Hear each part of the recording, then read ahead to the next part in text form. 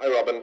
Good to see you. A game against Munster, a rearranged match, doesn't matter. Any game between these two teams can be played anywhere, anytime, any place. It must be an exciting week to be involved with Leinster Rugby. Yeah, most definitely. This will be the biggest game since that Saracens game, in my eyes anyway. They're flying high. They're doing well in Europe. So I'm sure they're looking to welcome us at home, where they're unbeaten. They've got a very good defensive record. So it's going to be a big test for us. And like I said, I think it's the biggest game since that Saracens game, really. Or can you reference that, or can you use that Saracens match as a reference point? I mean, are you expecting a pretty strong challenge from Munster, particularly up front? I mean, they have a bit more they offer this year as well. Yeah. They've got a very potent attacking, driving maul, which gives them a lot of territory from penalties, etc. Obviously, very strong at scrum time as well. Similarly, they look to use the scrum as a weapon, and they're just going to be a tough outfit for us. Especially up front. They have got a bit more to the game. I'm not saying, but ultimately it starts with the forwards up front. So that's where the test is going to lie. Robin, how do you rate the chances of Gary Ringrose and James Lowe being fit to play on Saturday? 50-50. I got no idea. The injury updates, so I'll have to read from this, if you forgive me. Gary Ringrose, he's due to return to training following an injury to his jaw, but he will require further assessment this week. And the same goes for James Lowe as well. So those two are in the same category. There's no new injury update with regards to a handful of other boys which are unavailable for selection. Rory O'Loughlin, Scott Penny, Conor O'Brien, Tommy O'Brien, Tadhg Furlong, Max Stegan, Vac Abdeladze and Adam Byrne. On the good news, Sean Cronin, he's recovered from his knee injury and is expected to train as normal this week, as has Kieran Frawley, who was recovered from a hamstring injury. I know what it says there as well about Tadhg Furlong, but when can we expect to see Tadhg play again? In the not too distant future. It's a very graduated return to play, as anybody can understand, because of the series of injuries that he's had. So they just want to make it 100% sure that he's right. So in the next couple of weeks, definitely. And he's training. He's taking a full part in units. So he's only got a few boxes to tick again, really. So it'll end a very frustrating time for Tadhg, who's kept himself going remarkably well, really, during this period. And with the Six Nations around the corner, I'm sure he's itching to get back then and check his hat in the ring as well. Sorry, very quick one for me. You mentioned it there yourself, the Six Nations. So realistically, are we unlikely to see him being named in that Six Nations squad when it's due to be announced next week? Oh, I don't know. There are certain players who can just turn it on. They're just big match players who don't need that amount of game time before they're thrown in at the deep end. So I'm, in my eyes anyway, Tadhg is one of those players. He's a class act, really. And because of the training environment and how competitive it is here, when you think of the rest of the front rowers that are scrimmaging either with him or against him, the training sessions really are up there intensity-wise, not far off. What he's going to be faced with if he ends up in the national squad for Ireland. So in that regard, the grounding that he's getting away from playing is a pretty good one.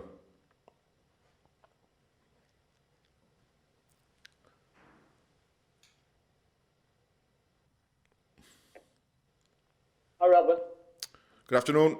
I just want to bring in, how do you feel about, say, the 2 European games being postponed and then sort of having a week break? And into the game against Munster. Do you think the sort of the way the season is unfolding, that it's a bad thing or a good thing in terms of motivating players, etc.? I think we're in a very fortunate position, and we've got to remember that we're not only motivating ourselves, but we're motivating the fans as well. You know, I think it's important. Any sort of good news or any competitive matches or watching the team that you support, having the ability to do that, I think, gives everybody something to look forward to. You know, any sports-wise, you know, everybody's confined to four walls and, you know, 5K or and really limited in the amount of interaction they have with other people. So I think the more live, competitive sports you can put in front of anybody in this situation, you know, I think the best for it, really. You know, there's a lot of talk around regarding mental health and everything and keeping yourselves going. So, you know, to maintain the rugby calendar is great. And that's not doing it recklessly in, you know, putting lives at risk, etc. Everybody understands the serious nature of the world we live in at the moment. But if it is possible and to do it safely, then I think that's great, you know, because it just gives somebody, from a supporter's point of view, something to look at, some sort of focus to aim for during the week. So if we can play our part in that, then I think it's great, you know. And obviously, it's kind of looking like a shootout between yourselves and Ulster for the top place in Conference A. So I suppose it's vital to get a result in Thomond Park, you know, whether it's a losing bonus point or whatever, in terms of following week against Scarlet. It's going to be a tough 2 weeks. Yeah, it is. I mean, at the time, you know, we were gearing up for Europe, so our preparations had been tailored towards, you know, the next two rounds. So we're not in a bad shape. So we know we're pretty good regarding whoever we're going to face from a conditioning and a rugby point of view. So, yeah, there's got to be tough matches. I know the 2 games in hand that we have on Ulster, but we've got to win those 2 games in hand to make them count. You know, we had a great result against Ulster the last time out, and we've got the destiny in our own hands, back into our own hands, I should say. So we just need to kick on now and make sure that we don't slip up in the next 2 matches.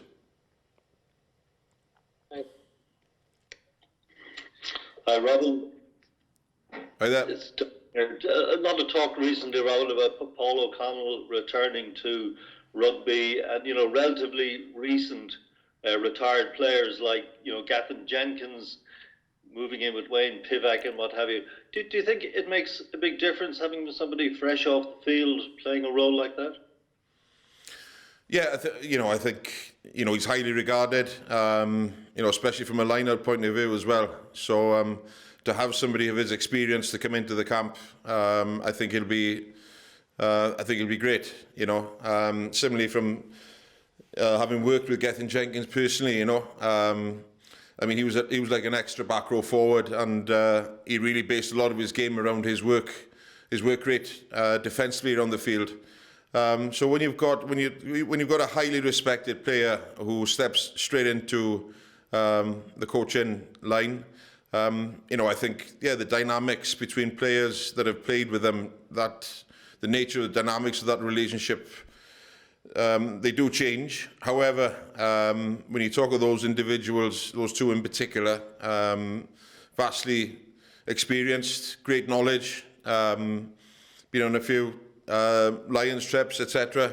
So I think it's great, and it's great from an identity point of view, from an Irish perspective as well. You know, every Irish fan respects Paul O'Connell. They realise how big a player he was, not only for Munster but for Ireland also. So I think that's a great acquisition, you know, and I'm sure he'll be working pretty closely with 1 or 2 of our players here in Leinster. So yeah, he can buy me a drink as well when we get down to it.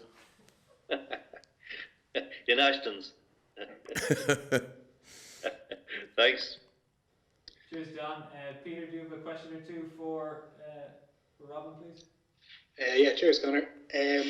Yeah, Robin, I know you spoke about how lucky you are, I suppose, to be able to play the games, but it must be particularly challenging to not know exactly when the games are going to take place, or, you know, you have the Six Nations coming up, so you're going to be possibly losing players at that stage, and I suppose the challenge of keeping the lads motivated, how big of a challenge is that at this time? I don't think it's big, to be honest with you, because you know there are so many people in a worse situation than us, and we've just got to remember that. And the players don't need reminding of that, to be honest with you, because you know it's thrown in your face day after day with regards to the situation, this, that, and the other. So the fact that we're still able to operate, it's great, you know, and extremely fortunate. And there's light at the end of the tunnel. You know, the vaccine is hopefully getting out there and doing its work slowly but surely. The days are getting longer. We're over the most depressing day of the year, which is today, nearly. So everything's on the up.